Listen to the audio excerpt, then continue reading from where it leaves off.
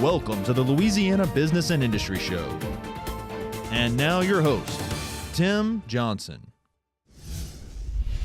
Welcome to the first episode of the fourth year of the Louisiana Business and Industry Show on television. I want to say a special thank you to the wonderful professionals at Launch Media, to our partners at Cox Cable, and to our new partners, WGNO, ABC, Channel 26 in New Orleans, WAFB Channel 9, CBS affiliate in Baton Rouge, and ETEL Cable in Ascension and Lafourche parishes. We're going to be joined today by Stephen Waguespack, President and CEO of the Louisiana Association of Business and Industry, when we return on this edition of the Louisiana Business and Industry Show. Passion, experience, safety. These are what set Arkell Constructors apart as a premier general contractor.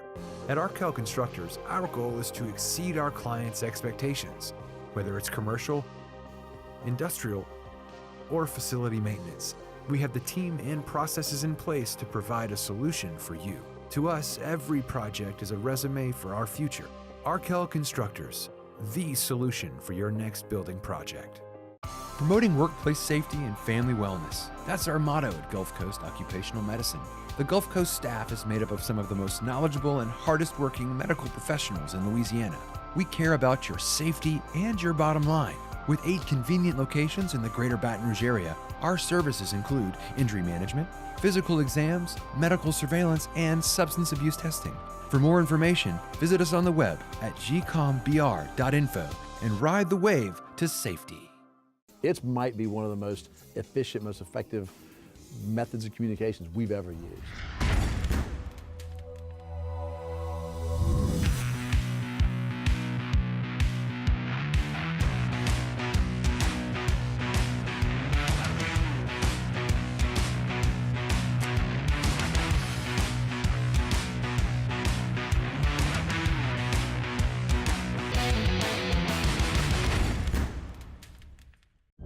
Since 1919, we've designed and constructed hundreds of industrial plants, roads, ships, dams, and executed some of the most complex jobs in the world. In fact, our quality and dependability are legendary. Today, the legend continues as Brown & Root delivers engineering, construction, maintenance, and industrial specialty services throughout the U.S. and the world from our headquarters here in Louisiana. We are Brown & Root.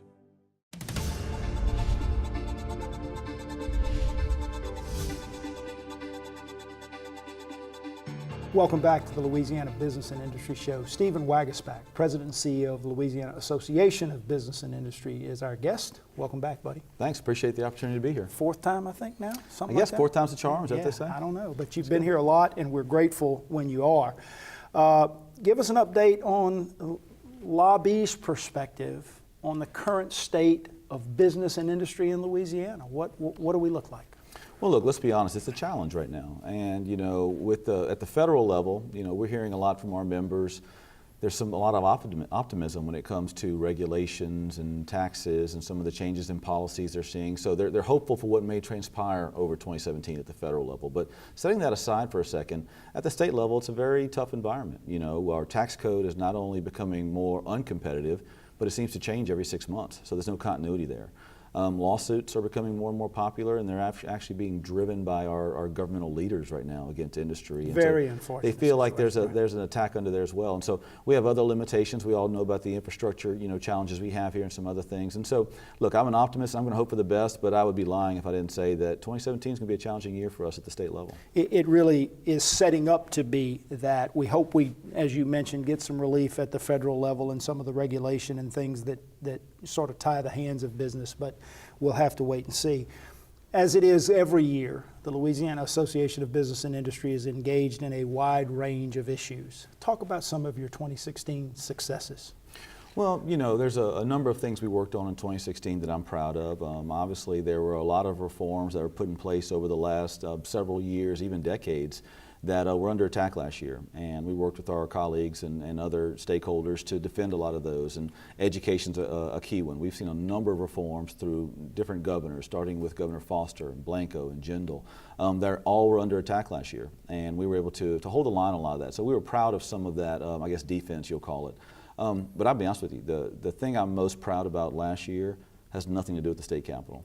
It was how the business community responded in the days after the flood. Sure. Shortly after the flood, we heard from a number of small business owners that there was really no program for them. They were kind of lost in the crack a little bit. And so our businesses stepped up. We started a small business relief fund. We raised almost $600,000.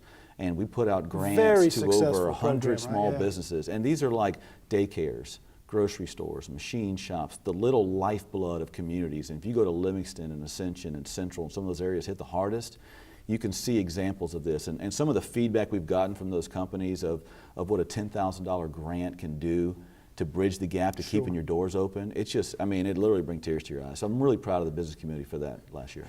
And I know, because we've talked about it, you had some really, really great stories. We're going to get into a lot of the state budget issues and some reforms that are taking place and the governor's task force on budgetary and fiscal policy reform and those sort of things. But your last column, and you know, you and I talk about the fact that I enjoy reading your columns because they're generally right on point. Well, you and my mother seem to like them, so that's and nice. you and 3 or 4 other people watch the TV show. Right. Well. But you wrote a column called Lucy and the Football, where you outline the current suit by teachers' unions in the state. I want to read a quote from the article. You said, roughly 78,000 children are enrolled as students in Louisiana's 145 charter schools. And Louisiana's largest teachers union is currently in court trying to convince the judge to cut off funding for 16,000 of these children enrolled in 32 specific schools. Make the case for why charter schools are an important element, important part of public education in Louisiana as we go forward. Well, they're held to the ultimate accountability, and that's people's feet. The thing about a charter school is, if you're a parent and you want to go there, you can. If you want to leave it, you can. It is truly about as market-based as public education comes in America. And that's why I think the union leaders hate it so much. They like the old model where everyone lives in a government-drawn fence. And if you're in that fence, you have to go to where they tell you, and you have to do what they say. And that model has proven nothing but expensive and low on performance outcomes. Charters come in and mess up that whole model. It messes up the whole game plan. And so for years, the union leaders have been trying to figure out a way, how do we chase charters out of the state? How do we rip out their financing? How do we make them uncompetitive? And they've tried different attacks over the years. I think this most recent one is the most disgraceful, to be honest with you. These are 16,000 kids that have chosen to do what's best for their families. Their parents have taken the time to put them in a new situation. They are finally, for the first time, a poor family is making a choice of their own, ability and not waiting for government to tell them. And the unions say, we're going to do whatever it takes, go to court if we have to stop you from having that choice. I think it's disgraceful. You know, I think we all agree, the business community agrees, that we want high-performing public education. It's good for all of us. In Louisiana, we have a high percentage of our population that goes to private schools, mostly Catholic schools in South Louisiana. But a robust, efficient, rigorous public education system is critical to economic development and job growth and just to our society. These charter schools, while some may not have performed as well as they should, and we have to make sure that we're eliminating those licenses where they're not performing, the old public system can learn a lot from these charter schools about how they do things differently. We're going to talk about doing things differently in this show a lot today. Why is it important that public education start to do things differently, Steve? It's the absolute key to everything. If we don't start educating our kids more effectively, then they don't grow up to be, strong participants in our workforce. They don't grow up to be leaders that generate the next generation of ideas that are going to diversify our economy. They don't become the elected officials that bring us into new ideas. It is the lifeblood of everything we do. If you look at the cities struggling in Louisiana, let's take Baton Rouge, our hometown, for instance. We just had a mayor's race. We talk about all the issues we have here.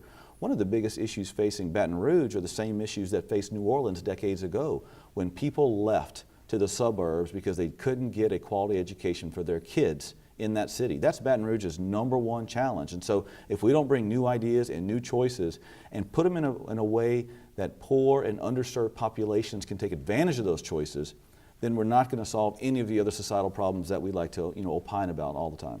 You talk I've seen it and I saw it in the report that we'll talk about later, that only one state, Mississippi, has a higher percentage of federal tax dollars coming back in as part of its budget.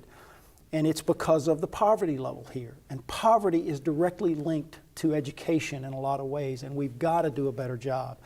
We'll be watching this closely as we go forward. I want to take a break and come back and jump into this budget situation. We're facing another mid-year fiscal year deficit that we're going to have to address in a special session that's going to be coming up later in February. So lots of things to talk about from that perspective. We're visiting with Stephen Waguespack. He's the president and CEO of LABI, the Louisiana Association of Business and Industry, and you're watching the Louisiana Business and Industry Show.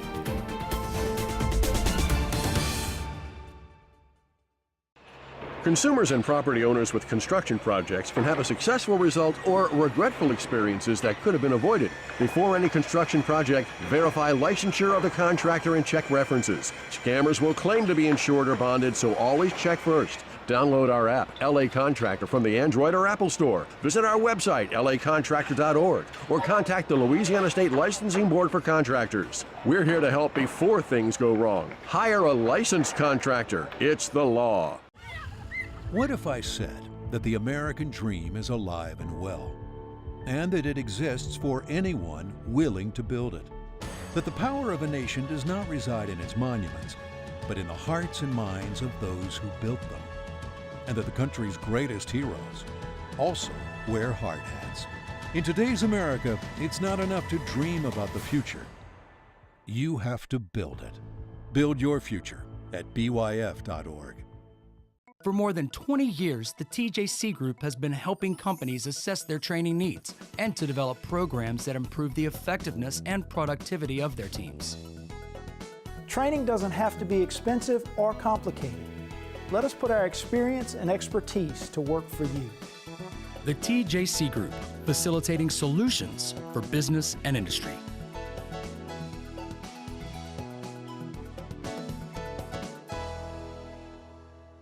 Spadel's Florist was founded over 30 years ago. From my mom's kitchen, we have grown into one of the largest florists in this area. There's a sense in our community that you stick together, good times or bad. And oil and gas is part of that family. They're my neighbors, they're my customers, they're the person I'm sitting next to at church. If oil and gas is doing well, all of our businesses are doing well. We are Louisiana Oil and Gas. Welcome back to the Louisiana Business and Industry Show. Stephen Waguespack, President and CEO of LABI, is our guest. Every time you're on the show, I ask you to do this, but I think it's helpful. Give our viewers a 2-minute, 1-minute primer on Louisiana's budget, its makeup, its funding sources, where we stand presently. Sure, and I think it's one of the most misunderstood issues in the state today. Citizens see what's going on in Baton Rouge and say, why can't folks get their budget together? Why is government so behind on this? And the size of our budget is just under $30 billion. It's about $29.5 billion. And to give you a little example of how silly this all is, the budget increased $2.9 billion last year, yet we are still in a deficit. So we have $2.9 billion more dollars than last year. We're still in a deficit. $700 million of that is new state money. That's the taxes that were raised that came in last year.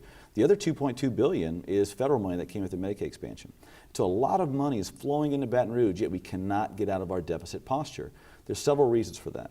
One, in Louisiana, the state tries to be everything. The model that Huey Long created is the model Not where... sustainable anymore. Not sustainable anymore. It's the model where the state itself taxes, regulates, spends, political patronage. I mean, everything flows through the Baton Rouge state capitol, and it's got to stop. Other states don't do that. Local counties and parishes have more autonomy and control. In Louisiana, it all flows through a couple of powerful fingertips in the capitol, and it's unsustainable anymore. Huey wanted everyone to have to come and sort of kiss the ring, so to speak. Sure. He wanted to be the benevolent dictator where he handed out the funds to local governments so that they could operate. And we've maintained that model over the last 80, 90 years as well. And it just, as we say, is not sustainable.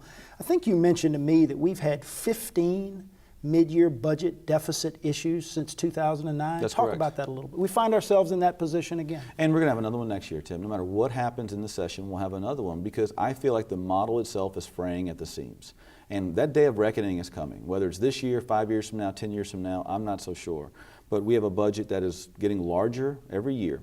The spending projections over the next 5 years are about 3.7% increase per year. our revenue projections, there's no way, no economy, if you look at the national economy over the last 20 years, it hasn't grown to that point in time. Our economy can't grow fast enough to feed the spending inflation we're seeing. Just in K-12 education alone, their retirement costs have gone up $38 million just this year. It's going to go up more next year. These entitlements are soaking up more and more of our budget. We refuse to reform them. We have statutory dedications that are locking up all of the dollars in the budget right now. We refuse to unlock them. We have a tax code that's uncompetitive. We have a state that overregulates and overspends on everything we do. We tie the hands of locals. We've got a lot of fundamental problems that need to be addressed. But rather than do that, every year we look for a quick fix and a quick blame. Some years it's the business community, some years it's spending, some years that. It's all of it. It's all broken. And I think until we're truly ready to shrink the size of Baton Rouge, send it down to the locals, have our counties, our parishes here look like counties in Texas, to where at the county level, taxation stays closer to the people, people can hold it accountable. Instead of sending it to Baton Rouge every year and just hoping it trickles back down, we've seen that model no longer works. Well, and there are so many examples around the country where the model does work, and we have refused for whatever reason to look outside of our borders and adopt those. We've talked about it before, you and I have, that it's going to take adult conversations and tough political decisions, and we have to be willing to make those. We have to have enough people who are willing to make those, think independently, and come to those decisions. Let's go back to the last year of the general administration. Because of these budget deficits and because of whatever reason, as we came out of the Katrina economy, that was a false economy, as you and I have talked about a lot, we started raising taxes to meet these budget deficits in the last year of the general administration, and we did it in the first year of the Edwards administration pretty significantly. A significant amount of those taxes have hit businesses. Talk about those tax increases and their impacts. Yeah, it's quite concerning, to be honest with you. You know, there are certain fundamental aspects any economy needs to be successful. How you tax inventory, where you keep it. How you tax things like electricity and your natural gas, and your inputs on manufacturing. Those are certain feedstock type of decisions that any economy needs, and those are the ones that capital has targeted the hardest over the last couple of years. So if you are a big investor and you're trying to decide where I want to put the next expansion and all, you're going to start looking at other states as compared to Louisiana. And people say, well, you know what, big business, let them go, we don't need them. Here's what people don't understand. If you think of Southwest Louisiana, the home of the Morgan City area, people view that as an oil and gas economy. That's not what it is. It's a service-based economy.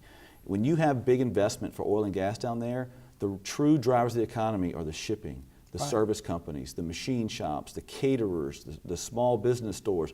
Those are the entities that prosper whenever those big investments come in. You see it all along the river parishes. When those big chemical facilities, those big manufacturings come in, their tax rates go up, their sales tax collections go up, their property values go up. It's a ripple effect that all business, big and small, all consumers, big and small, benefit from when we have an economy that attracts outside investment. We have targeted for taxation the inputs that drive those folks away over the last couple of years. We are literally doing the worst thing we should do in the teeth of a recession. A couple of things I want to talk about. We got about a minute left in this segment. We'll carry it over to the next segment, but you mentioned those.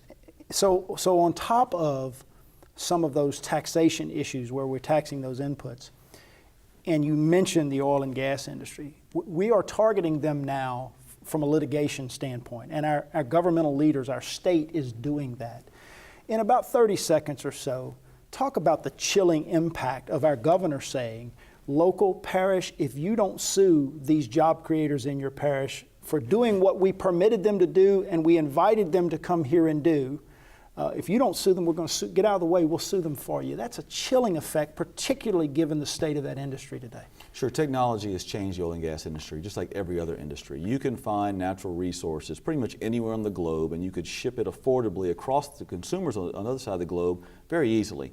And so right now in Louisiana, if your tax rate is going to be not only uncompetitive, but change every 6 months, and the government is going to try to sue you whenever they can, why would you come produce here when you can do it elsewhere just as easily? And so that's what I'm hearing from members, that they say, you know what, I love the state, I love the people, this is my home, but I'm not an idiot. I got to go invest somewhere else. You know, if there's a bad actor out there, let's go after the bad actor. Absolutely. I don't want anyone destroying our coast Absolutely. intentionally. Let's go after them. But to target an entire industry, particularly in the state of the industry today, is, in my view, not responsible. Let's take a break. We'll come back. We'll talk more. We're visiting with Stephen Waguespack. He's the president and CEO of LABI, and you're watching the Louisiana Business and Industry Show.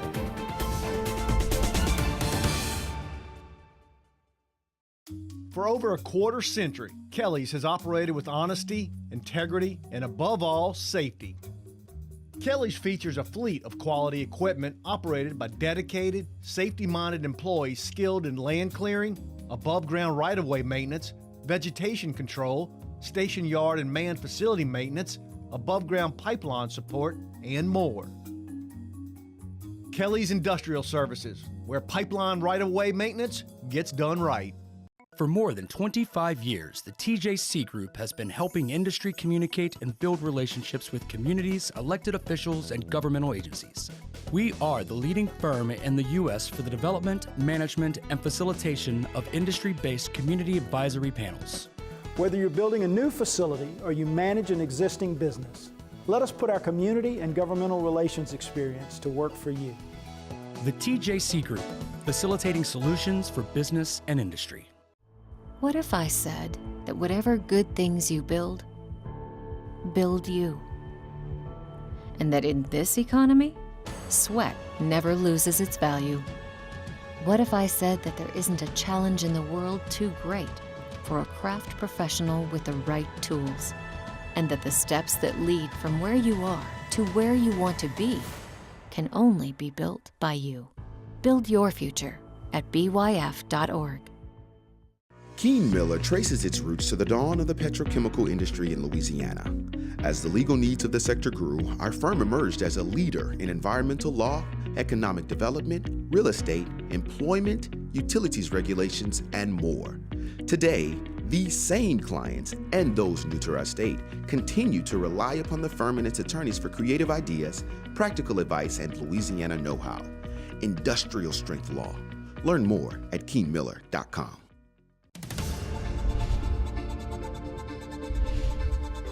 Welcome back to the Louisiana Business and Industry Show. Stephen Waguespack, President and CEO of LABI, is our guest. We mentioned it, Stephen, in the last segment, but we're in the middle of now our 15th mid-year budget deficit since 2009, $300+ million this time.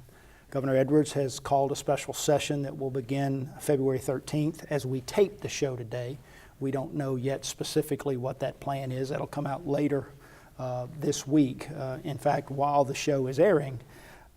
But let's talk about this special session, about this specific budget deficit. We keep raising taxes, we keep having deficits, we keep trying to cut very small portions of the budget, we keep having deficits. Your thoughts, your expectations for this special session? Sure, this current deficit we're in should not be a surprise to anyone. We've seen it year after year after year.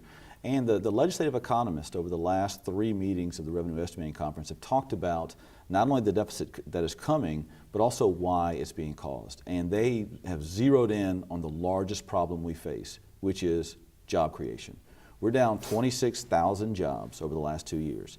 That has an impact. And so when the legislature passes their bills and they talk about their fiscal notes, how much they're going to raise, what they don't understand is that there's a ripple effect in the economy. And if people can no longer invest because their tax burden's going up, or they go out of business, or they decide to purchase less, that has an impact on collections. And the economists are saying that is our problem. And so when you know that's the issue, you have to be careful how you play with that tax code. And so what we're hearing is that in this special session they will focus on spending. We have not seen the plan yet. We may see it before this airs or not. I'm waiting anxiously with bated breath, I will say, to see, is it a focus on spending, and is it a true focus on spending, or is this, hey, we're trying to sweep funds and use rainy day and create a patch to get to the next level? And if it's a patch to a more reformed environment, hey, let's look at a patch. If it's just a patch and pretending like this is true transformational change, I think people understand that that's not what's going on. You know, we talk so much in government at all levels, and we have for years and years and years in critical budget situations like this about cutting budgets, right? Cutting budgets. We don't often hear about eliminating programs, right? if you think about all of the things that the state of Louisiana funds, there has to be priorities. We have to have priorities. Now, we have our hands tied to a significant degree, as you and I have talked about, when it comes to setting and funding priorities, but we do so much in state government. Is that part of what you hope that this administration begins to look at? Are there programs out there that either are not performing well or that we may just have to say we can't afford to do that? Are we going to look in depth at elimination of programs? You know, look, I hope so, but you know, I'm skeptical. We haven't done it for 80 years. I'm not sure why 2017 is going to be much different. But we talk about programs a lot. I think it's literally the design of government. For instance, we've got 14 four-year schools. That's one more than Florida. They have 5 times our population. We've got 5 higher ed governing boards. North Carolina has 1 with a system that's much more well-tuned in meeting, you know, right, student and economy demand. We have a bloated government. I mean, that's just the way it was designed a long time ago. And so we need to drill down and say, what does each of these institutions need to be delivering for the local needs and the economy needs, and do that well. Right. Be excellent at that. But stop trying to be all things to all people. That's just one example in higher ed. But you could go across government and find that we've done is we have thinned the soup. We do a lot of things marginally instead of a few things at an excellent level. And that's because we try to do everything from Baton Rouge as compared to pushing some of that control and autonomy down to locals and letting locals make their own decisions, good or bad, how they want to provide for their people. I'll continue to bang this drum. Let's set real priorities. Let's fund them adequately. Let's demand excellence from them. And when we get to priority number 200, we may not be able to afford to do it, quite frankly. And then listen, one thing, the trap that happens to legislators every year, what they'll say is they'll say, well, look, show me the program you want to cut. You say you want to cut. Look, let's be honest. A legislator who's got a job in North Louisiana and is a part-time legislator here cannot be expected to be inside the depths of the DHH building to understand those programs. It is a false choice being put out there. Instead, what I think the legislature should do is say, you know what, DHH, here's the 5 things that we view priority. Partnerships, now waivers, 3 other things, whatever their priorities are, and say, we want that fully funded and we want a plan for excellence and we want you to come before the committee and tell us how you're going to get there. Everything else, we want cuts in administration and overhead. Stop letting them put forward these sympathetic programs that everyone believes is the right thing to do as an excuse for reforms in other parts of the agency. It comes to a point where we have to decide that there are simply things we can't afford to do anymore. 30 seconds, your hope for the regular session this year.